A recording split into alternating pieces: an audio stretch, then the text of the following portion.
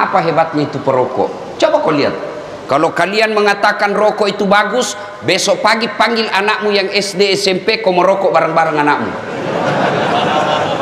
Kalau kau bilang rokok bagus, nggak jalan otakku kalau nggak merokok, Ustaz. Bohong. Mana buktinya? Ramadan jalan di otakmu, padahal kau tidak merokok siang hari. Itu perokok kayak beleng-beleng, bersandar-sandar. Itu aja dia kerja sampai 10 menit. Yang lebih parah kalau dia di toilet, keluar asap, dia isap, beleng-beleng. Saya doakan kalian berhenti merokok. Ibu-ibu, senang suamimu merokok? Dengar Pak, tidak senang dia, maka tabung uangmu harga rokok, simpan uangmu harga rokok, buka umroh, kita umroh bareng-bareng. Itu lebih manfaat daripada biar kau marah. Saya mau pulang juga sebentar. Itulah api jenis pertama, dibakar lagi 1000 tahun menjadi hitam. Inilah warnanya api neraka. Bayangkan, belum lagi dilihat. Allah bertanya, apa mereka pernah melihat api neraka? Tidak ya Allah. Hebatnya itu orang dalam masjid.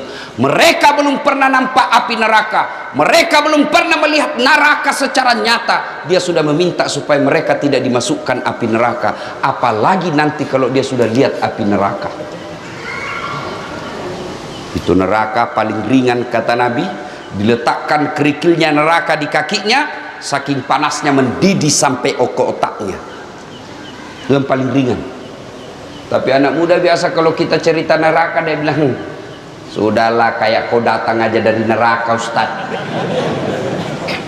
Dia cari kau nanti malaikat, dia putar godamnya. Itu godamnya penjaga neraka 7 kali beratnya dunia dan isinya baru sama. Kalau dihantam 1 kali, tak lempar 7 tahun baru sampai. Dia bilang anak mahasiswaku, enak dong bisa main game dulu. Oh itu kalau di dunia, kalau di akhirat di blender kok. Nah, lalu Allah bertanya lagi, apalagi yang mereka minta? Ya Allah, masukkan kami dalam surgamu. Allah bertanya, mereka pernah lihat surga? Tentu tidak ya Allah. Bapak-bapak pernah lihat surga? Surga belum pernah kita rasa, belum pernah kita bayangkan. Apa yang Bapak bayangkan kalau Al-Quran berbicara tentang surga yang di dalamnya mengalir sungai yang terbuat dari susu? Jangan kau susu bayangkan susu yang ada di rumahmu, tidak seperti itu. Kalau Allah berkata madu di dalamnya, jangan kau bayangkan madu yang ada di rumah. Bapak tahu membedakan antara madu yang asli dengan yang palsu? Bapak tahu caranya? Nah, caranya bawa ke rumah. Kalau istri mengamuk di rumah, pasti madu asli. Ibu-ibu terancam malam ini. Ibu-ibu mau cepat masuk surga? Tidak ada jawabnya Pak. Mau ibu? Tidak ada jawab Pak. Silahkan suamimu kawin lagi. Dia bilang, ibu-ibu, banyak jalan menuju surga, memang banyak tapi macet. Nah, ini jalur pintas. Pernah dengar cerita penghuni surga sama penghuni neraka? Belum? SMS-an lah penghuni surga sama penghuni neraka. Dia bilang penghuni surga, bagaimana kabarmu di situ bro? Dia bilang, tidak ada enaknya di sini. Di blender terus kita, siang malam tidak ada kesempatan untuk ngasuh. Waduh, dia bilang banyak artis. Dia bilang sudah hancur semua mukanya. Lalu penghuni surga, penghuni neraka berkata, kamu bagaimana kabarmu di surga? Alhamdulillah, kami nyaman di sini. Dia bilang penghuni neraka, bolehkah kami jalan-jalan ke situ? Dia bilang boleh aja, tapi bagaimana caranya? Penghuni neraka kan kreatif. Dia bilang gampang, kami dari neraka bikin surga, kamu juga dari neraka bikin jembatan, kami dari neraka bikin jembatan, kamu dari surga bikin jembatan. Sama-sama kita bikin jembatan, ketemu di tengah. Setuju? Setuju. Lelang proyek. Keluar pemenang tender. Waktu pekerjaan 3 hari. Hari pertama jembatan dari neraka sudah selesai 50%. Hari kedua tuntas 70%. Hari ketiga selesai efektif dan efisien. Sementara jembatan dari neraka surga belum juga mulai. Lihat, kenapa ini jembatan dari surga belum mulai? Kita sudah sampai di sini. Teriaklah penghuni dari neraka, "Oi bos, kenapa itu jembatan belum kau mulai? Kami sudah sampai di tengah sesuai perjanjian. Bagaimana proyekmu? Kenapa belum mulai?" Dari surga terdengar suara, "Bagaimana mau dimulai? Kontraktor, pengawas, panitia, pemborong ada semua di situ."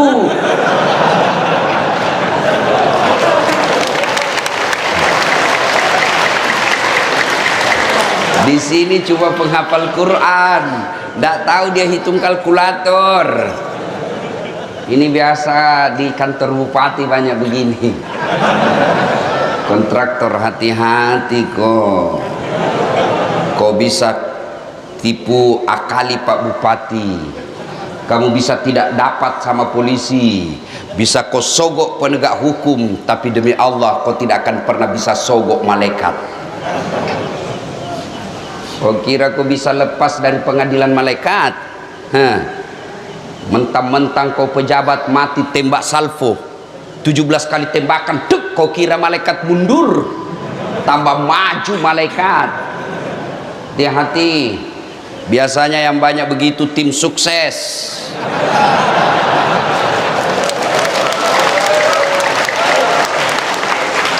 Mumpung ada pejabat malam ini di sini.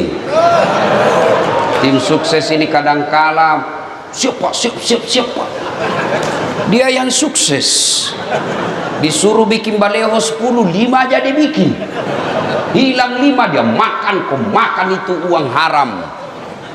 Proyek-proyek palsu, SPJ palsu, nanti juga neraka surga palsu. Hati-hati kepala-kepala dinas yang ada di tempat ini. Jangan main proyek. Kalau kau masih aktif, ditangkap dan diperiksa polisi, masih nyaman rasanya kalau masih ada jabatanmu. Tapi begitu sudah 3 tahun kau pensiun, baru diungkap kasusmu, makan kau cilaka. Gara-gara kenapa? Banyak kontraktor-kontraktor begini, belum diresmikan jembatan sudah rusak, belum diresmikan pekerjaannya sudah hancur. Kenapa? Karena juga di kantor sudah ambil 20% sebelum dibangun. Kenapa ada 20%? Karena untuk menampil kada perlu duit banyak. Kenapa perlu duit banyak? Karena kalian juga mau disogok. Coba kalau umat Islam tidak ada yang mau disogok, maka terjadilah pemilihan pemimpin yang betul-betul sesuai syariah. Kalau kau memilih pemimpin sesuai syariah, maka kau akan dapat pemimpin yang baik agamanya, sehingga mereka melayani kamu, bukan dilayani oleh rakyat. Sekarang kalau datang orang sosialisasi, kau bilang wani pero, dikasih kau 300.000 satu kali makan bakso habis. Di 5 tahun kau menderita. Ya kalau 5 tahun, kalau dia 2 periode, dia mau lagi 3 periode, pret. Siapa yang salah? Kita semua salah, umat Islam. Jangan salahkan pejabatmu saja yang korup. Mulai dari cara memilihmu sudah salah. Coba kalau mereka datang, dia dapat duit, kamu bawa duit, kau rekam. Pak, kami tidak butuh duit, Pak. Kami butuh masa depan. Biar Bapak tidak bawa duit, yang penting anak kami bisa cari kerja yang baik. Biar Bapak tidak bawa duit, yang penting pertanian kami lancar. Biar Bapak tidak bawa duit, yang penting kami bisa makan, terjamin keamanan, anak-anak kami bisa kerja dengan baik. Bapak tidak usah bayar kami. Tapi begitu kau minta 500.000, habis dalam 2 hari. dia tipulah kau 5 hari. Belum diresmikan proyeknya sudah hancur. Dan ketika hancur jembatan, kamu sendiri yang rugi. Ya? Nanti kalau pilkada jangan lagi minta-minta duit. Kalian juga calon pemimpin, jangan kau sogok rakyatmu. Coba kalau tidak ada money politik, adik-adik kita yang sekolah ke Jawa, sekolah ke Sulawesi, mereka menjadi sarjana pertanian, mereka menjadi sarjana perikanan, mereka menjadi sarjana kelautan, mereka kembali ke Lombok, mereka kembali ke pulaunya, dia terapkan ilmunya, setelah jadi pejabat, dia pejabat cerdas karena memang dia punya kompetensi di situ. Jadi anggota DPR yang kompeten, tidak mendatangkan uang, mengandalkan uang saja. Maka lihatlah sekarang kita. Jadi anggota dewan tidak tahu persoalan. Kenapa? Karena dia hanya banyak duitnya. Ada anggota dewan di sini? Ada? Ada? Banyak? Tidak ada yang hadir, saya lihat. Coba kalau dicoblos, datang semua itu. Pakai songkok, pakai gamis, siap membela rakyat. Dia pasang fotonya di pinggir jalan, terbalik kepalanya. Dia bilang siap jungkir balik untuk rakyat. Pret. Begitu terpilih hilang, tidak pernah ketemu lagi kita. Dia ganti nomor HP-nya. Banyak di sini? Banyak di kabupaten ini? Kau salah, kenapa kau pilih? Lanjut kisah.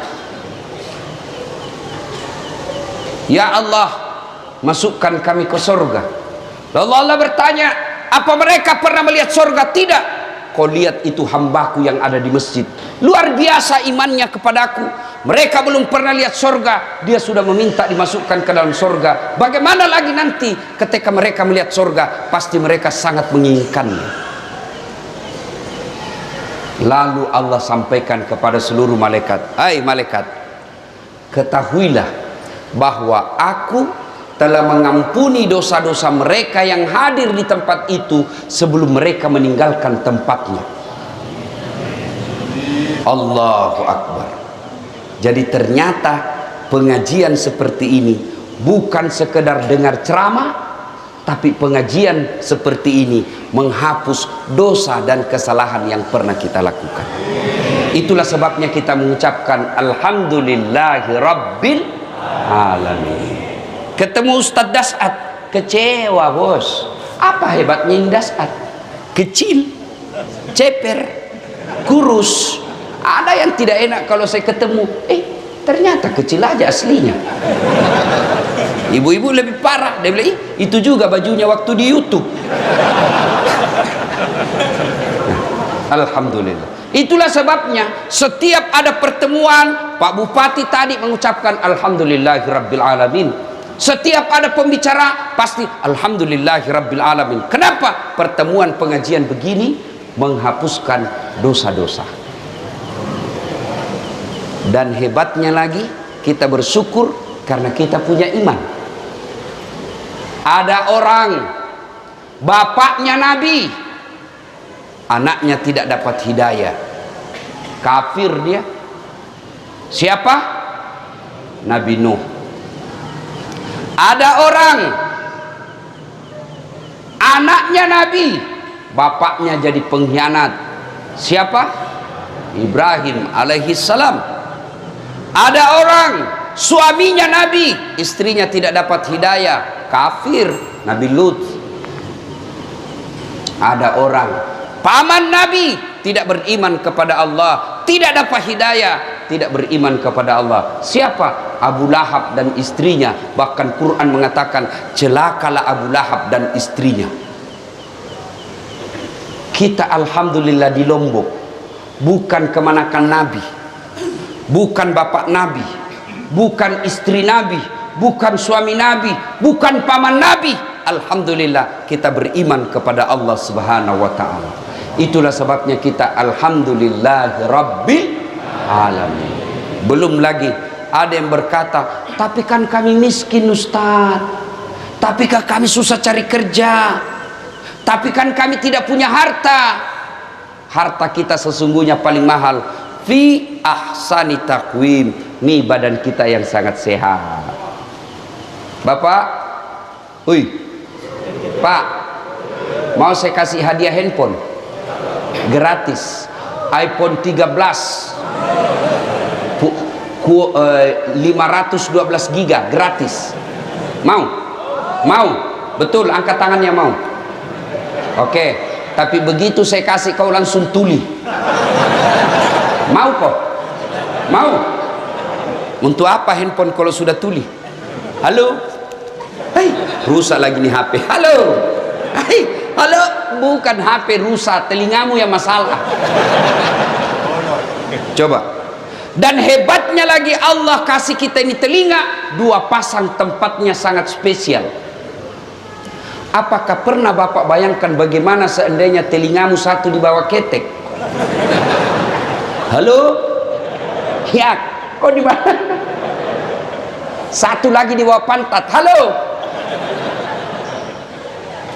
Alhamdulillah. Dan hebatnya lagi di telinga, dia bisa bedakan mana bunyi handphone, mana bunyi kentut. Dan tidak pernah kursus. Apa pernah kalian kursus membedakan bunyi? Allah sertakan cara membedakan mana gelas jatuh, mana piring jatuh tanpa kau lihat. Ini saya baru 2 hari bermasalah, saya rasa telinga saya karena terlalu banyak terbang selalu mendegung. Baru 2 hari saya bersyukur, ternyata ada nikmat Allah yang saya abaikan selama ini. Nikmat ini telinga yang tidak sakit. Coba ini telinga, kalau suruh bayar Pak, berapa mahalnya? Mau lagi saya kasih Pak, handphone 4 kameranya. 4 kameranya Pak. Bapak-bapak yang sudah tua, untuk apa kau beli handphone mahal-mahal 4 kameranya? Nah cuma 1 istrimu. Kecuali 4 istrimu ya 4 kameranya. Kamera 1 istri pertama. Iya. Ini ada kamera mahal. Kamera yang saya bawa itu lebih 100 juta. Tapi apa itu yang mahal? Bukan. Biar kau punya kamera begitu ndak ada matamu. Ayo. Dan biar Bapak punya kamera harga lebih 100 juta, Bapak tidak punya ilmunya, Bapak ndak bisa pakai. Foto-foto, ya setengah badan, setengah badan betul, ternyata pusat ke bawah. Harus Bapak tahu berapa kekuatan cahaya yang ada waktu ambil gambar, beda ketika luar dan di dalam. Itu harus ditahu semua. Berapa jarak dari mata kita, kamera ke objek, itu harus ditahu. Ada zoom in, zoom out, diputar. Punya duit 100 juta belum tentu kalau kau tidak bisa pakai ilmunya. Punya ilmunya ndak ada uangmu, belum tentu kau bisa ambil pakai. Tapi alhamdulillah ada Allah kasih kita kamera namanya mata. Dia punya lensa namanya retina. Dia punya zoom out, zoom in namanya pupil. Dan hebatnya mata kita Allah sertakan yang namanya sensor. Dia bisa bedakan mana istri, mana tetangga. Bayangkan Pak Bupati, seandainya Bapak tidak bisa bedakan mana istri, mana pegawai. Kenapa lain-lain rasanya malam ini? Ternyata security. Coba, hebatnya di mata. Bapak buka, langsung fokus, tidak perlu kau putar-putar. Bayangkan seandainya ini mata harus diputar dulu kalau perang, maka polisi lebih dulu ditembak sama penjahat. Ada polisi di sini? Ada? Jangan kau musuhi polisi anak muda. Kau kira enak hidup kalau tidak ada polisi? Kau kira enak hidup kalau tidak ada polisi di Indonesia? Bayangkan susahnya kita kalau tidak ada polisi. Diserobot tanahmu, siapa kau cari? Hartamu dijarah, anakmu diperkosa, istrimu dibunuh, siapa kau cari? Siapa? Polisi. Dirampok rumahmu, siapa kau cari? Penghafal Quran, tidak selesai. Siapa kau cari? Polisi. Makanya jangan musuhi polisi. Bahkan saya selama ada di Pulau Lombok ini, saya dikawal polisi. Pun kalau ada polisi yang minta-minta uang di jalan, Itu polisi film India. Kau melanggar. Kau tidak lihat ini rambu-rambu? Saya lihat, Pak. Kenapa kau langgar? Saya tidak lihat Bapak. Kenapa kau tidak lihat saya? Bapak sembunyi di tikungan. Karena hari itu besok langsung begitu saja. Saya tilang kamu. Ada surat-suratku, Pak, lengkap. Saya tilang kamu. Kenapa Bapak tilang saya? Kau pembohong. Maksudnya apa, Pak? Motormu Honda, jaketmu Yamaha. Dia tulis surat tilang. Marahnya anak mahasiswa ditilang. Bapak juga pembohong. Ngaku polisi baru pulpenmu pilot. Itu polisi film India, bukan polisi Indonesia. Bapak tahu enggak kenapa kita bisa tablik di sini sekarang? Tidak seperti sebelum awal-awal COVID. Dua sebabnya. Satu, diizinkan polisi. Biar Pak Bupati mau, polisi tidak mau, tidak jalan. Yang kedua, karena mayoritas kita sudah vaksin. Ibu bapak saudara-saudara sekalian, poin pertama, bersyukur Allah kasih kita iman, Allah kasih kita kesehatan. Mau lagi saya kasih contoh? Mau lagi? Pentingnya kita bersyukur dengan kesehatan ini. Pak Bupati kasih kita mobil gratis. Mau? Mobil gratis, mau? Mau? Mau. Tapi begitu dikasih kuncinya, bapak langsung lumpuh. Mau? Berarti alat transportasi yang paling mahal bukan Toyota, bukan Honda, bukan Yamaha, tapi apa alat transportasi paling mahal? Kaki yang sehat. Maka kita bersyukur dengan ucapan hamdalah, alhamdulillahi rabbil alamin. Yang kedua, setelah bersyukur dengan lisan, maka kita bertafakkur. Apa itu bertafakkur, Ustadz? Mengevaluasi diri, menimbang-nimbang seberapa banyak nikmat Allah berikan, kita pergunakan untuk amar ma'ruf nahi munkar. Alhamdulillah jadi bupati. Tidak semua orang bisa jadi bupati. Alhamdulillah. Sebagai rasa syukurnya, manfaatkan jabatan untuk mengantar orang masuk surga. Pak Bupati, keliru seorang pejabat ketika tidak memudahkan jabatannya masuk surga. Saya ceramah, ayo sholat, jangan hamar, mari berjamaah. Paling yang dengar 10, yang laksanakan 1.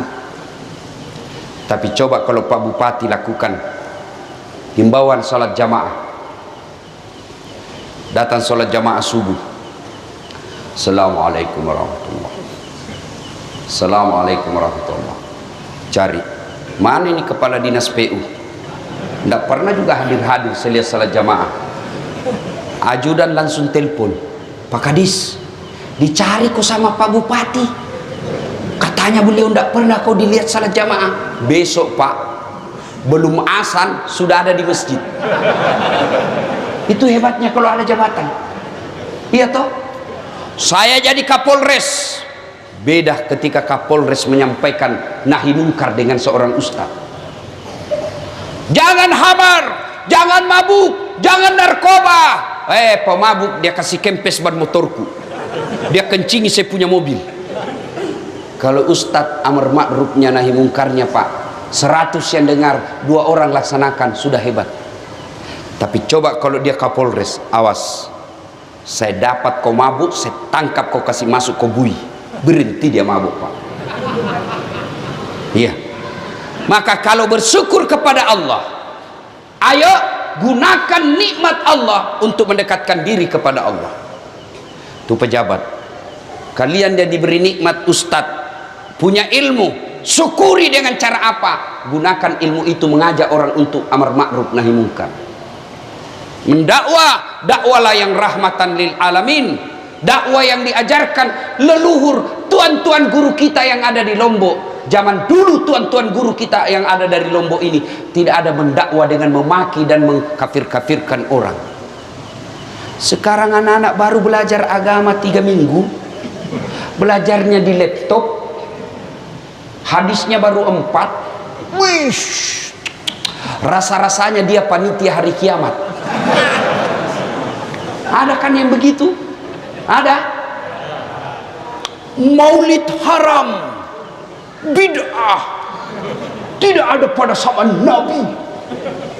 Kenapa zaman Nabi tidak ada maulid? Untuk apa mereka diceritakan kisah Nabi? Nah, mereka hidup sesama dengan Nabi. Untuk apa diceritakan masa hidupnya Nabi? Mereka lihat Nabi, ya wajar mereka tidak maulid. Kita maulid bukan untuk makan ketan, tapi kita mau dengar ceramah bagaimana sisi hidup Nabi dan ulama yang tahu. Kenapa? Karena dia baca kitab, maka kita dengar. Maka saudaraku yang tidak mau maulid silakan, tapi jangan kau kafirkan kami.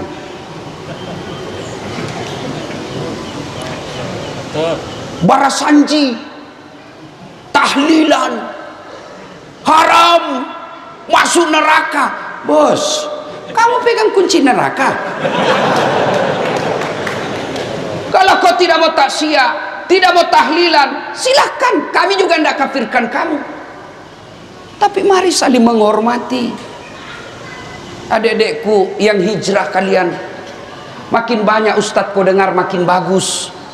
Hanya satu kau dengar ceramah, sempit wawasanmu. Maka saya selalu diajak, ustadz ini kan sudah banyak penontonnya, pengikutnya. Pak Bupati, penonton saya di YouTube sekarang 198 juta. Dalam bulan ini mungkin sudah 200 juta. Maka orang minta, ustadz bikin sahabat Ustadz Dasat Latif. Jangan, semua sahabat saya. Kalau ada sahabat Dasat berarti ada bukan sahabat saya. Semua sahabat, orang kafir, orang tidak beragama sekalipun sahabat saya. Bahkan artis pun. Dengar gitu kata. Semua sahabat kita. Kalau kita milih-milih ustadz, dan kalian ketika dengar dakwah, selesai ustadz ini dengar, selesai ustadz ini dengar, selesai dengar ini, jangan kau jadi hakim dewan yuri. Kalau ustadz Dasat ceramah nyaman, enak biar 2 jam. Tapi kalau ustadz itu ngantuk. Jangan, amalkan ilmunya, jangan kau banding-bandingkan gurumu. Amalkan saja. Makin banyak guru kau dengar makin bagus, makin banyak kitab kamu baca makin enak. Jangan sempit hanya satu. Ketika kau dengar ini, oh menurut ustadz ini begini, menurut ustadz ini begini, menurut ustadz ini begini. Setelah itu silahkan kau sholat istikharah. Setelah itu lakukan apa kau yakini benar tanpa kau salahkan orang lain. Coba Imam Syafi'i mengajarkan kunut ketika subuh. Punya murid namanya Imam Ahmad. Ketika Imam Ahmad pergi ziarah kubur ke makamnya Imam Syafi'i, Imam Ahmad kunut. Diprotes sama muridnya, ya Imam, Anda mengajarkan tidak kunut, kenapa kau kunut? Kata Imam Ahmad, saya menghargai pendapatnya Imam Syafi'i. Kalian bukan imam, kalian tidak hafal hadis ribuan, baru orang sampingmu tidak kunut. Kunut pret. Ya, mari menyikapi perbedaan pendapat dengan saling menghormati. Aman. Ya. Ya. Kita dulu waktu kecil kalau ada orang Allahu Akbar kunut di samping kita, paling kita bilang dalam hati, Muhammadiyah. Selesai. Itu.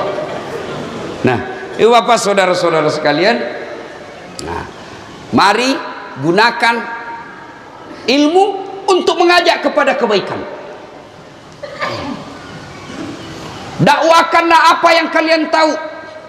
Dan ketika dakwah itu diamalkan orang, ilmu yang kita miliki diamalkan orang, maka selama ilmu itu diamalkan, kita dapat kiriman amal pahala meskipun kita sudah dikubur. Itu yang kita yakini sebagai amal jariah.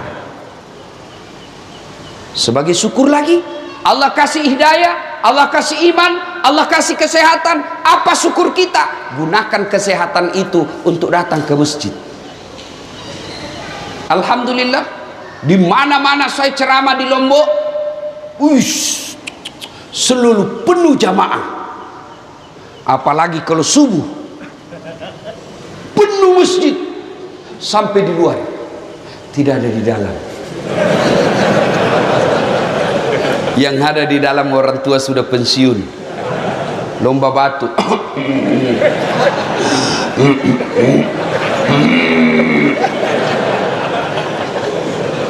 Tapi alhamdulillah, Lombok kita kenal dengan 1000 masjid.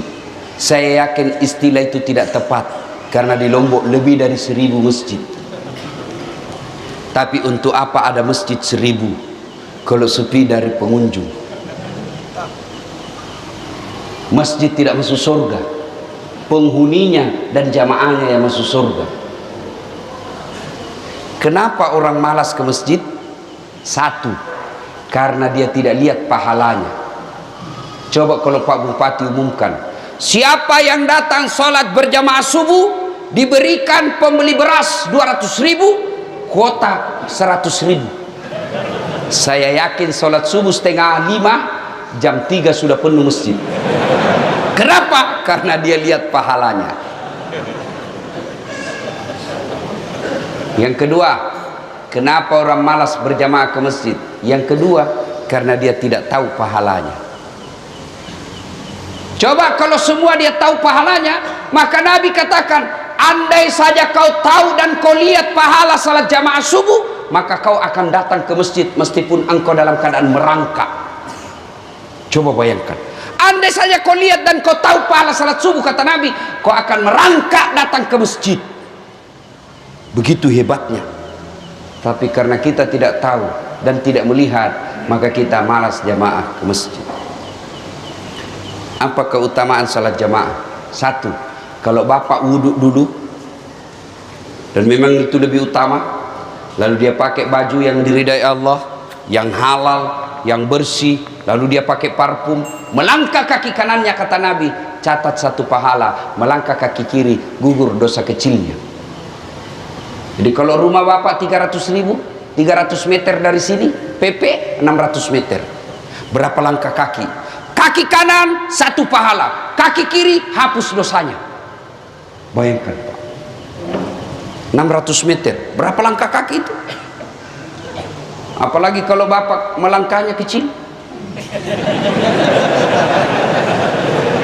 Ya toh, mutar naik dulu di sini, turun lagi, naik lagi, turun lagi, sampai ditunggu kamat. Naik turun, naik turun, naik turun. Pas tiba jamaah, beleng-beleng. 2, keutamaan jamaah. Seluruh materi yang bapak lewati, pagar, tembok, aspal, tegel, dinding, pohon, semua jadi saksi. Ya Allah, jangan masukkan dia neraka, masukkan dia surga. Saya saksinya, dia datang salat jamaah di masjid. Itulah sebabnya ulama mengajarkan, ketika sholat di masjid, 2 rakaat kita sholat sunnah, pindah lagi, 2 rakaat lagi, pindah lagi. Supaya apa? Tambah banyak saksi di akhirat kelak. Itulah juga sebabnya Nabi mengajarkan, kalau kau berjamaah ke masjid, usahakan lain jalanmu waktu pergi datang, lain pula jalanmu waktu pulang. Datang dari sana, pulang dari sana, putar. Jangan juga salah paham. Teman-teman dengar ini, dia ke pasar dulu, ke terminal, sampai di sini sudah selesai berjamaah. Beleng-beleng. Apalagi kalau gerimis seperti hari ini, atau terbang debu, melengket debu di badan, di baju, basah debu baju kita karena gerimis. Yang basah itu, yang debu itu akan menjadi pelindung kita agar tidak disentuh api neraka. Maka kalau gerimis begini Pak, tenang aja, basah baju itu yang menjadi mantel agar kita tidak disentuh api neraka. Jangan juga salah paham, mentang-mentang sudah dengar begini, dia tunggu hujan keras. Sudah keras, dia buka payung, dia jalan. Dongo. Ya. Apalagi keutamaan berjamaah 27 kali lipat. Artinya apa? 1 kali salat jamaah, 27 kali salat di rumah baru sama. Hidupkan jamaah. Alhamdulillah. Apalagi keutamaan berjamaah di masjid lebih khusyuk. Coba kalau bapak di rumah susah khusyuk, sudah 3, 4, sudah tahiyat atau belum? 2 atau 1? Belum lagi kalau bau masakan, langsung dipikir, wih tumis ikan apa ini? Iya toh. Kalau di masjid lebih khusyuk. Coba bapak bayangkan, sholat di rumah dan di masjid. Kalau kita di masjid, selesai berdoa, selesai sholat sunnah, keluar, rasa-rasanya ibadah kita langsung diterima Allah. Coba bayangkan perasaan jiwa kita. Apalagi keutamaan berjamaah di masjid. Di masjid 27 kali lipat. Apalagi ada doa bersama. Meskipun ada juga mengatakan tidak ada itu doa bersama. Kalau tidak ada doa bersama, tidak mungkin Nabi khutbah Allahumma ghafir lil mu'minina wal mu'minat wal muslimina wal muslimat al ahya'i minhum wal amwat. Tidak mungkin ada doa itu kalau tidak ada doa bersama. Apa keutamaan doa bersama? Ada ustadz mimpin doa, alim, di belakangnya ada penghafal Quran, di belakangnya ada anak yatim mengucapkan amin, sehingga doanya Pak Imam dikabulkan karena ada orang-orang yang makbul doanya. Itulah sebabnya Pak Imam selalu dianjurkan kalau bapak mimpin doa, kasih dengar suara, jangan juga terlalu kencang, yang penting didengar jamaah, dan bacalah doa yang umumnya orang hafal. Yang kita berdoa tidak ditahu apa dia minta, kita di belakang amin amin saja, amin. Dia doa silent, amin. Berdengar juga bos. Siapa tahu jadi imam anak muda bujang, ya Allah berikan kami jodoh. Dia bilang bapak di belakang amin. Dia bilang pula istrinya di belakang amin. Kau setujui suamimu kawin lagi? Dia bilang, ibu kenapa itu ustadz poligami terus dicerita? Ibu-ibu, di Quran itu ada 4 jenis rumah tangga pak. Yang pertama, suaminya beriman, istrinya kafir. Ini Nabi Lut. Yang kedua, suaminya kafir, istrinya beriman, Fir'aun laknatullah alaih. Yang ketiga, istrinya pun kafir, suaminya pun kafir, Abu Lahab. Yang keempat, istrinya beriman, suaminya beriman, Ibrahim alaihissalam. Bapak pilih mana? Ibu-ibu pilih mana? Mantap, Ibrahim. Tapi ingat, Ibrahim itu 2 istrinya. Saya sudah bilang ibu di Makassar, nggak usah Ibrahim Ustaz, Fir'aun saja.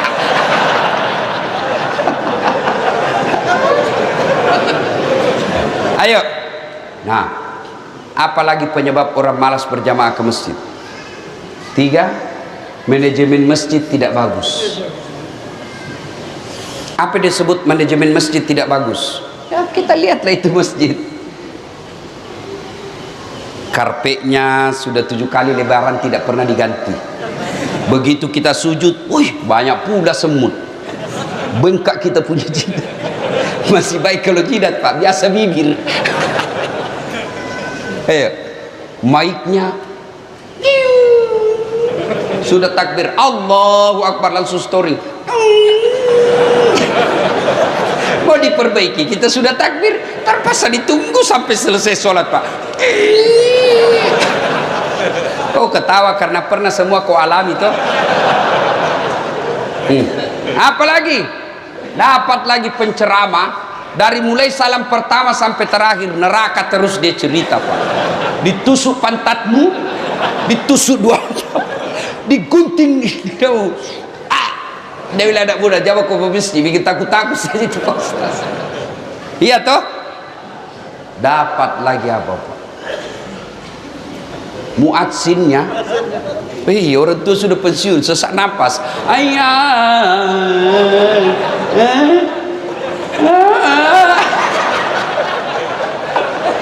La haula wala quwwata illa billah. Apa lagi? Dapat lagi imam yang membalik-balik sunnah Nabi. Baca bab sholat jamaah. Coba baca bab sholat jamaah. Itu sudah dijelaskan. Kalau kau jadi imam, ringkaskan bacaan sholatmu. Yang kedua, baca yang umumnya orang hafal. Itu anjuran Nabi. Ini rata-rata anak muda penghafal Quran, kalau dia jadi imam, dia balik sunnah Nabi. Dia baca yang paling panjang, hanya dia yang hafal. Kenapa dianjurkan ringkaskan? Kan di belakang ini kan macam-macam. Ada orang tua yang rematik, tidak bisa lama berdiri.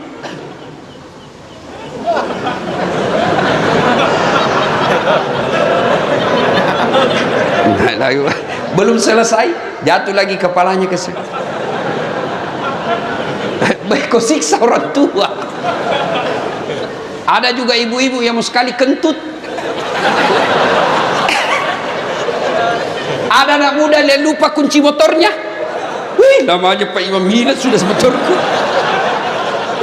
Ya, ada pegawai honor yang pakai sepatu sewa.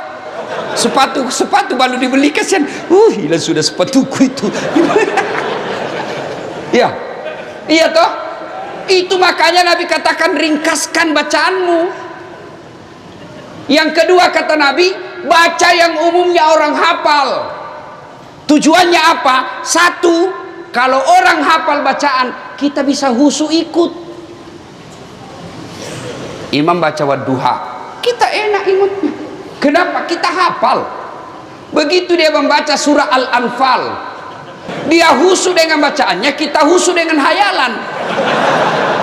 Kita mau ruku, belum selesai, kita mau ikut, tidak dihafal. Terpaksa kita baca semua pengumuman di dinding.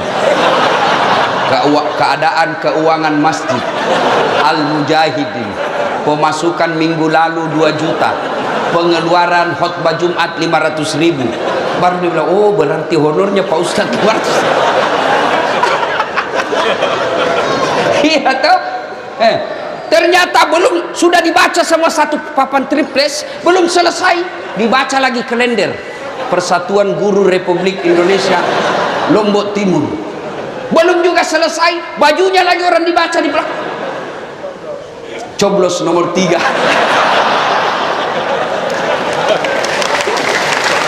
Ya. Makanya kalau kau jadi imam, baca yang umumnya orang hafal. Supaya apa? Kita bisa ikut dengar. Yang kedua, kalau orang hafal, kalau imam salah, kita bisa luruskan.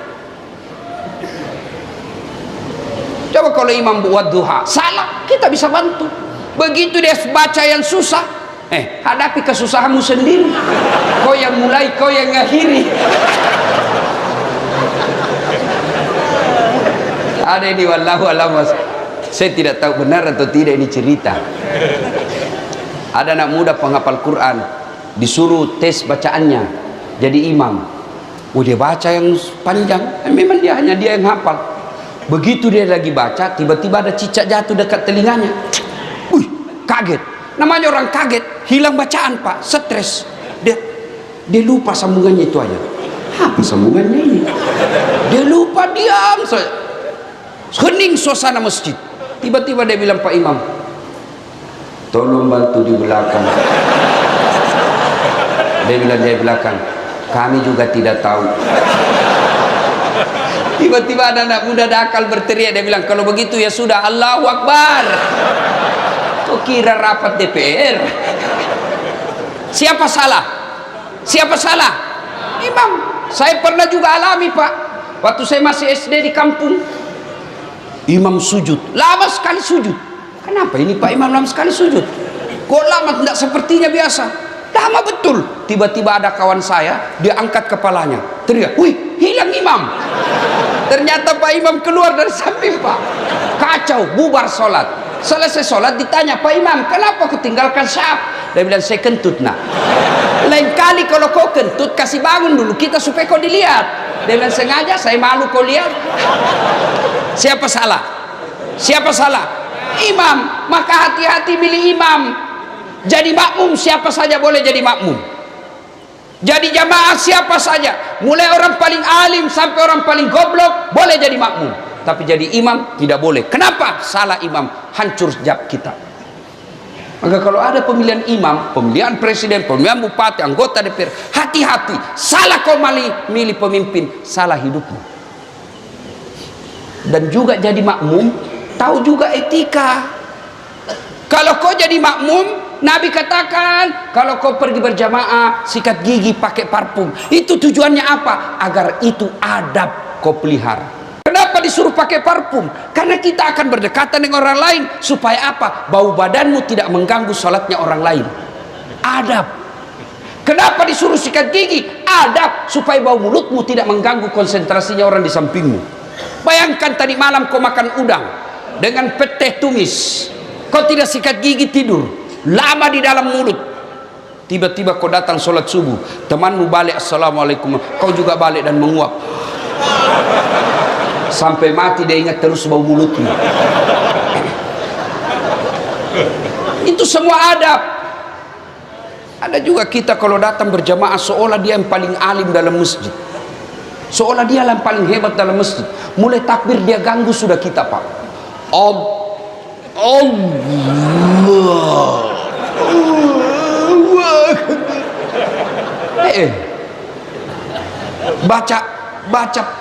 baca Fatihah kayak dia mau gigit telinga kita, Pak.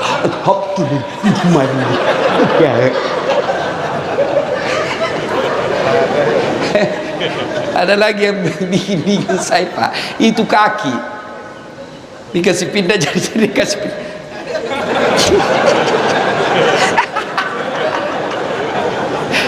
Ada saya sholat, saya kasih pindah, dia kasih pindah lagi, saya kasih pindah lagi, dia kasih pindah, saya langsung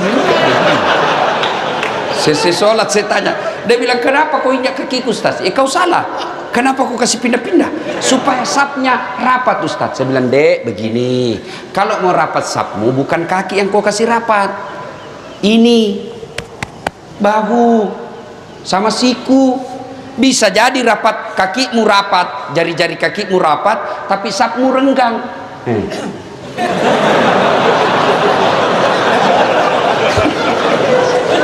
Saya biasa ketawa, Pak Bupati, kasih pindah-pindah lagi, pindah lagi. Jelas? Ya? Itu pentingnya adab dalam Islam. Puncak dari semua ilmu, adab.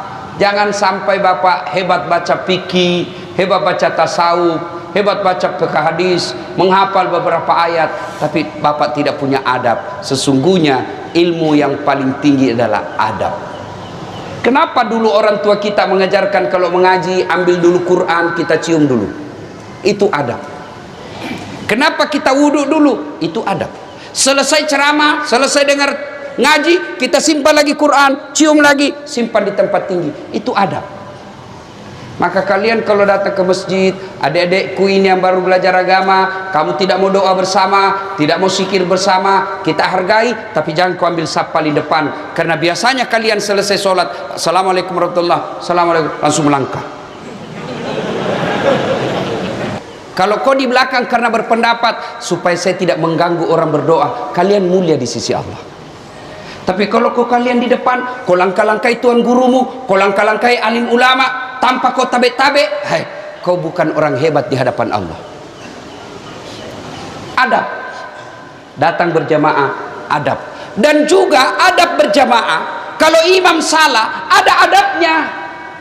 Dalam bermasyarakat orang Islam, ada adab. Imam salah, tidak langsung tarik, Pak Imam salah kok. Enggak, langsung, weh salah. Enggak, bos. Preman itu. Imam salah, apa yang kita ucapkan? Subhanallah. Itu adab. Kalau kau demo silahkan, tapi jangan bakar fasilitas umum. Kau demo silahkan, tapi jangan kau ganggu orang lain. Itu Islam mengajarkan. Silahkan kau tidak setuju dengan pemerintah, tapi jangan merusak fasilitas umum. Kau mendemo silahkan, tapi jangan kau kata-kata kasar. Itu adab. Jangan mentang-mentang imammu salah kau tarik kakinya. Dan imam juga kalau salah tahu diri, mundur. Jangan bilang pura-pura tidak dengar, batallah salat kita. Nah, alhamdulillah di kabupaten kita ini makmumnya baik, imamnya baik. Mudah-mudahan Allah memelihara kabupaten kita ini. Ketiga, masa pandemi ini tidak pernah kita prediksi, tidak pernah kita sangka. Banyak orang bangkrut, Banyak orang tiba-tiba tidak punya pekerjaan. Bahkan ada di antara kita keluarganya meninggal, karib kerabatnya meninggal. Bahkan ada kawan saya, ibu bapaknya meninggal dan adiknya juga meninggal. Covid. Tentu tidak ada yang Allah hadirkan di dunia tanpa tujuan. Ambil hikmah, ambil pelajaran, ambil iktibar dari semua kasus-kasus. Allah hadirkan ini, kalau kita bersabar menjadi amal. Kalau kita tidak kena Covid, bersyukur menjadi amal. Semua perkara umatku, kata Nabi, semua baik. Dia sehat, bersyukur, alhamdulillah. Dia kena musibah, bersabar, sabarnya, penyakitnya menggugurkan dosa-dosanya. Yang keempat, ketika menghadapi masalah seperti ini, introspeksi diri. Dan cara paling baik mengintrospeksi diri kita, periksa sholat kita. Sholat diperbaiki. Adik-adik sekalian, kalian mau mencapai dunia, sholatlah. Sholatlah. Kecil buat Allah. Memberikan apa yang kamu mau, kecil buat Allah. Kalian berdoa, ya Allah berikan saya jodoh, Allah dengar. Ya Allah perbaiki ekonomi keluargaku, Allah dengar. Ya Allah sembuhkan penyakitku, Allah dengar. Ya Allah jadikan saya kepala dinas pendidikan, Allah dengar. Allah semua dengar keluar kita. Maka Allah menjawabnya, hayya alal falah, sini saya kasih kau kemenangan. Maka pulang dari taklim ini, Bapak, mari perbaiki sholat. Saya sudah sholat Ustaz. Jangan puas sampai di situ, perbaiki kualitasnya. Jangan sampai kita sholat kayak main-main. Allahu Akbar. Kau ketawa karena kau bayangkan dirimu. Sholat kayak tidak semangat sekali Pak. Takbir aja kayak tidak pernah makan.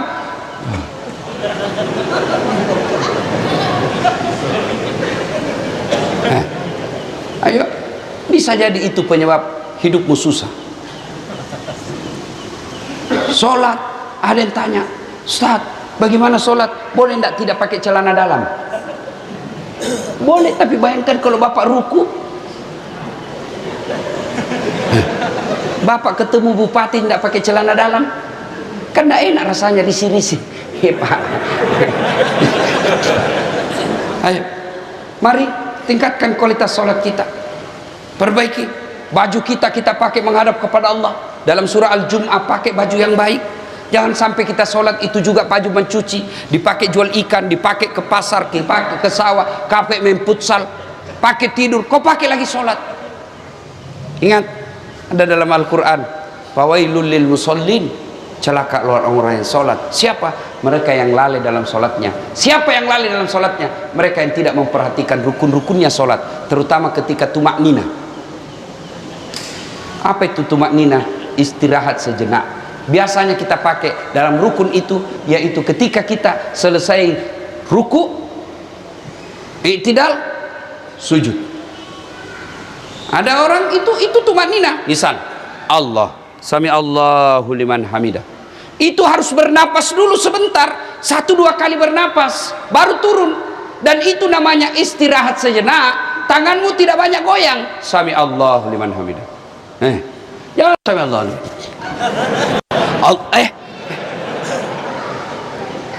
Yang ketawa, saya serius ini. Sholat pun rukunya Pak, orang Bugis bilang mah pito-pito, kayak ayam makan. Hati-hati, itu setan menyesatkan kita. Maka perhatikan semua itu. Selesai itu, maka yang kelima, sebagai wujud kesyukuran kita, pelihara persaudaraan. Jangan berpecah belah. Boleh berbeda. Tadi disampaikan Pak Bupati, di kabupaten ini semua ormas ada, semua organisasi masyarakat ada, organisasi politik ada. Silakan kita berbeda partai, berbeda ormas, berbeda profesi, berbeda pekerjaan, berbeda pilihan politik, tapi satu tujuan kita, mengangkat harkat dan martabat kabupaten kita. Selesai pilkada, selesai pilpres, selesai urusan politik, jangan lagi kau berpecah belah. Jangan ada cebong, ada kampret. Cebong sama kampret sudah menyatu di kabinet. Jangan kalian di masyarakat bermusuh-musuh. Kalian tidak senang dengan rezim ini, tidak puas dengan rezim ini, biasa. Jangankan memimpin satu negara, satu rumah tangga saja, kadangkala kalau dua anak berbeda pilihan pusing kita, Pak. Apalagi satu negara. Maka jangan berpecah belah. Boleh berbeda pilihan, tapi mari wa'tasimu bihablillahi jami'a wa la tafarraqu. Berpegang teguhlah engkau kepada tali persaudaraan agama Allah dan janganlah engkau bercerai-berai. Inilah tausiah kita pada taklim kita kali ini. Mudah-mudahan ada manfaat. Ingin rasanya berlama-lama, tapi apa boleh buat, waktu yang membatasi kita. Meskipun Pak Bupati tadi mengatakan bisa sampai jam 12, bisa? Mampu? Siap? Saya yang tidak mampu. Karena saya capek, masih perlu perjalanan panjang lagi. Doakan saya sehat walafiat. Mohon keikhlasannya membacakan suratul Fatihah, kesembuhan untuk telinga saya. Bisa ya? Nah, ila hadratin Nabi Mustafa Muhammad sallallahu alaihi wasallam, summa hususil das'at latif al-Fatihah.